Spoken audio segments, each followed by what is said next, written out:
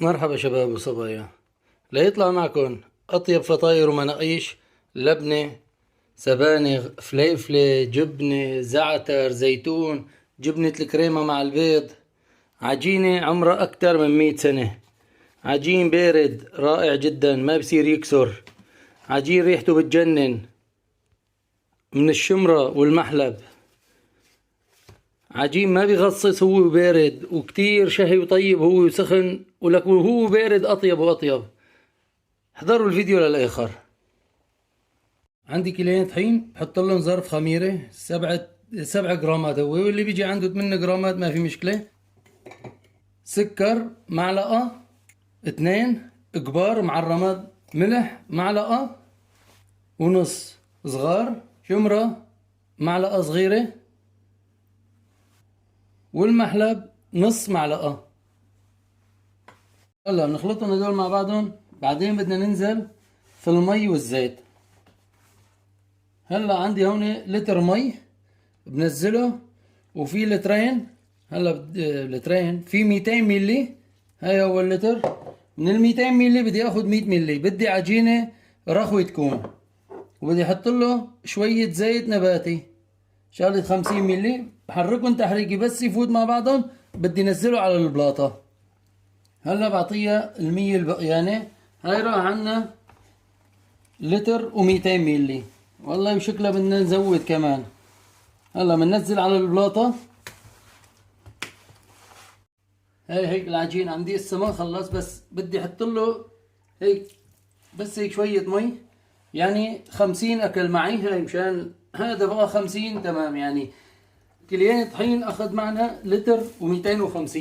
هلا بضل بعجن فيهم لتنعم بالمي. بعدين بدي انزل له ورا منها بالزبدة. هاي عندي هيك العجين. هلا بدي انزل بايش بقى؟ بدي نعمل على الاخير بالزبده شغله 100 جرام زبده. بنزلهم على مرحلتين ولحتى تنعم عندي على الاخر. العجن هيك العجن. ولا خلصناها مثل هيك العجن. شد ومط شد ومط. صرنا ربع ساعه اكثر، ثلث ساعه، 25 دقيقه صرنا عم نشتغل فيها بعد الزبده. يعني 25 دقيقة بنلم العجينة عنا. شوفوا عندي كيف. هاي هي السماكة اللي بدي اياها. هلا بجوز على طحينكم ياخد اكتر شوي مي، اقل شوي مي، بس مو اكتر من 50 او اقل من 50 ميلي. هذا هو. هلا نحطها في جاطة وعلى التريح. هاي الجاط عندي دهنته زيت حرافه وارضيته. برفع عجينتي من 45 دقيقة للساعة بتكون عجينتنا خمرانة بإذن الله. هلا مغطيها بنايلون وبفوطة. أول شي للحشوات عندي جبنة عكاوي بيرشها على المبرشة. بحط لها مي، بغمرها بالمي شغلة 5 6 دقايق، ما هو أكتر. ما بدي إياها تكون بلا ملح الخالص. عندي سبانخ فيرمو وخيسلة. الخسيل بيكون نقع. بدي لها بصل كتير ناعم فيرمو معلقة 2، رشة ملح، رشة صغيرة كمون واللي بده لا يحط، معلقة صغيرة سماق، عصير ليمون شغلة ليمونة، بابريكا رشة صغيرة كمان، زيت زيتون هيك شوية صغيرة، دبس رمان شغلة معلقة، واللي بدي يحط لها بندورة ناعمة تبولة بقدر بيحط لها. بنحركهم مع بعضهم وبنتركهم. بدنا نشتغل تاني حشوة. هلا لحشوة الزيتون. الزيتون مو سلايز عندي اياه، لا، الزيتون مكسر او مجرح. بتفقشوه وبتفرموه ناعم. بحط له هيك شوية بصل مفروم ناعم كمان، رشة بابريكا، رشة كمون، نص معلقة زعتر يابس، عصير ليمون هيك شوية صغيرة. إذا كان زيتوننا حامض ما في داعي له. هاي شوية زيت زيتون وشوية دبس رمان كمان. بنحركن. وحشوة الزيتون جهزت عنا. واللي بدي يحط لها دبس فليفلة أكيد يستطيع. زعتر عندي 4 5 6 معالق زعتر. بحط لهم زيت نباتي. ليش زيت نباتي كتير؟ بحط لهم شوية زيت زيتون مشان النكهة.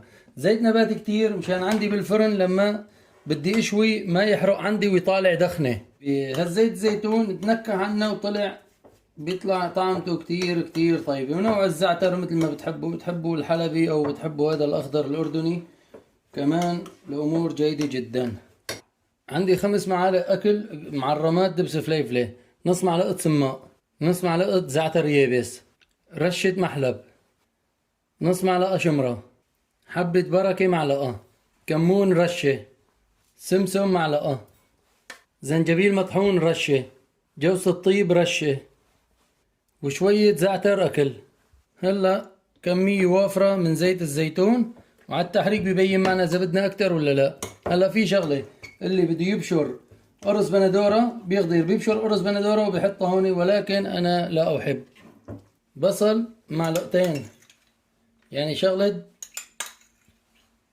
بصلة صغيرة مفروم جدا ناعم بنخلطه. عندي اياها سميكة، برجع بزود زيت زيتون. طيب ليش هون زيت زيتون وعلى الزعتر مشكل؟ لان الزعتر بيحرق عنا، دبس الفليفلة ما بيحرق مثل الزعتر. هلا هيك خلصناها، وبدنا نروح هلا على ايش؟ تقريص العجين. وبنشوف كمان بجوز نزود لها شوي لنشوف بتمد معنا ولا لا. بس هيك 99.9% امورنا جيدة. خميرنا بعد ساعة، على خميرنا بنيجي على عجيننا بعد ساعة. عندي اياه خمران واموره تمام. هلا بدنا نقرص. اول شي قبل ما نقرص بنحط طحين على البلاطة. عندي محل ما بدي طبق عجيني. هلا بدنا نقطع تقروصات صغيرة، يعني تطلع عنا منقوشة وسط هيك امورها تمام. واللي بده اكبر بقطع اكبر. منصفن لحتى نخلص كل الكمية، بس بدي اترك شقفة كبيرة مشان نعمل فطاير صغيرة تبع الزيتون والسبانغ. بعد ما خلصناهم تقريص فوطة ونايلون فوقه كمان. نص ساعة وبنرجع عليهم. لا قبل ما نسحب ونفتح عجين، عندي العكاوي بعد ما حليته مثل ما قلت لكم 5 دقائق بس، ما بدي يحلى كتير. بحط له جبنة موزاريلا او اشقوانة او جودة او اي نوع، وبخلطهم مع بعضهم. الجبنة ما بدي تبلها نهائيا، بدي اكل بيور جبنة. برش طحين في ارضية الطاولة عندي، بسحب قطعة عجين بلتها طحين وجه قفا كبسة بالشوبك. هلا هيك وهيك 3 ضربات بتكون عنا العجينة خالصة. هاي عجينتي سمكتها ممتازة. شلت الطحين من هون، هريت الطحين من الأرض، عجينة كويس بخشه. هلا باخذ لي شوية جبنة وبدي وزعها على المنقوشة. هلا بس وزعت الجبنة بكبسها الكبسة. الأمور جيدة جدا، واللي بده يزود أكثر جبنة بيزود، واللي بده يقلل يقلل. هلا منقوشتنا لوين؟ على بيت النار. بنشيلها هيك هالشيلة مثل ما هي هيك، بنطبها بنزتها زت هيك لفوق، وبنشيل ايدينا بتنزل راكبة في الطواي تمام. بتركها لحتى تاخذ لون. وهلا بس حطيتها بالفرن بقول لكم ليش عم بشتغل هالشغل.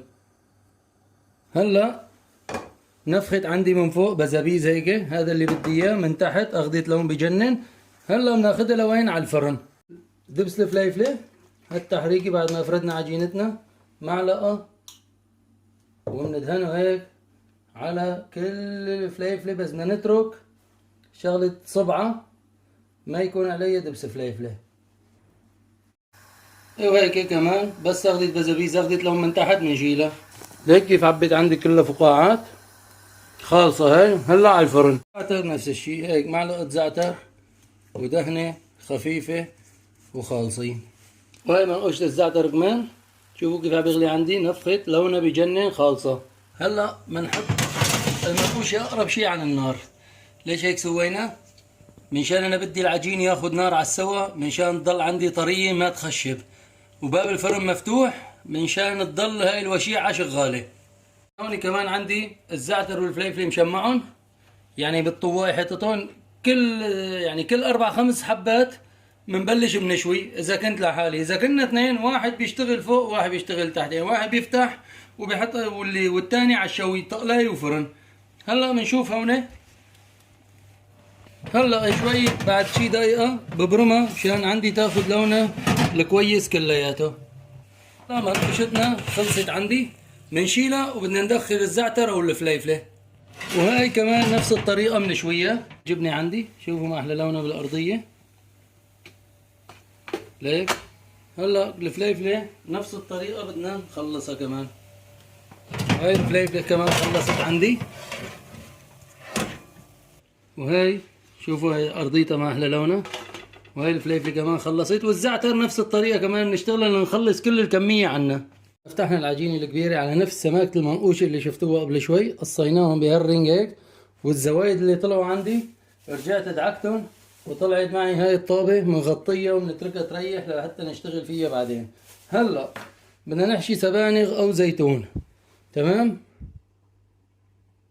عجيني بتركه مغطى، باخذ شويه سبانغ هيك شوي زي مثل ما شايفين السبانغ، بنحطها بالمصفاية مشان ميتها.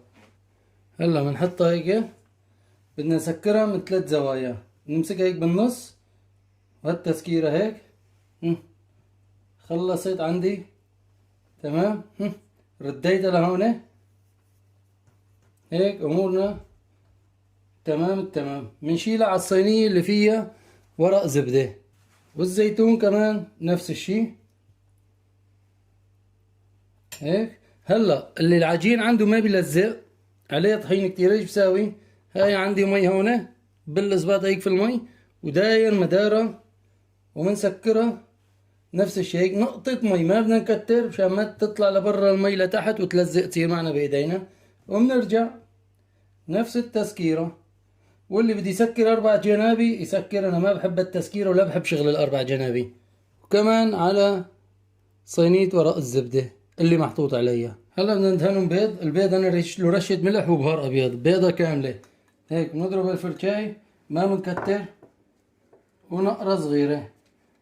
تمام، بس خلصنا ندهن بيض. هلا ايه تبعوت الزيتون عندي 3 4 هيك برشلهم سمسم وبس. وبدنا نخلص بقى باقي العجين وباقي الى اخره. فرننا حامي بدنا نحطهم هلا بالفرن. هلا بنحطها هون بارضية الفرن من تحت على الارض. تمام، انا مشغل الفرن كنت من تحت وفرن من فوق على اخر شي على 250. هلا حطيته بس من تحت، بس اخذت عندي لو من تحت الارضية برفعه لفوق وبشغل من فوق. بعد شي 3 دقايق بدنا نطالعهم ونفتل الصينية ونرجع ندخلهم. هلا شوي كمان 3 دقايق بعدين بدنا نرفعهم لفوق. بس اخذوا عن هاللون ونطالعهم من الفرن. قولوا لي ليش هذا حطيته بالفرن وهدوليك لا؟ تفرجوا عندي قاسيات نوعا ما. هلا ايش بدي اعمل؟ بغطيهم منشان يطروا عندي. هلا هاي العجينة لايش؟ للبيض مع الجبنة بكريمة. هاي اطيب منقوشة وهي لازم تتاكل سخنة. هلا بدي شمعها تشميع بعدين شوف ايش بدنا نعمل فيها. هلا بس هيك اخذت عندي لون قبل ما تبزبز على السوا بدي طالعه. شوفوا عندي هيك على لونها، بنحطها هون. هلا هي سخنه بنشدها الشده، بدنا نعمل الحرف مشان ما ينكب عنا البيض.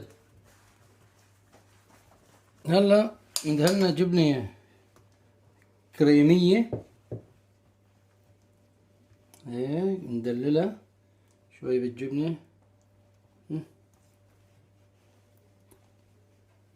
هلا البيض انا خيفقه مع ملح وبهار ابيض كمان، بنفضيها هون. هي بيضتين بنوزعها هيك على الساوي. والله تاخذ لها كمان، بس لا حاج بيضتين بزياده كمان. ولا لوين؟ على الفرن. مو مثل المناقيش كتير قريب على النار لتحت بدرجه مشان يستوي عنا البيض. ترى هي اكله كتير كتير كتير طيبه وكتير بحبها. هيك خلصت عنا. هلا هي على التقطيع مباشر. هلا اللبنه بس الوحيده اللي ما صورناها، هيش عملنا كمان بالطواي وبالفرن لحتى اخذت معنا لون من ورا ومن قدام.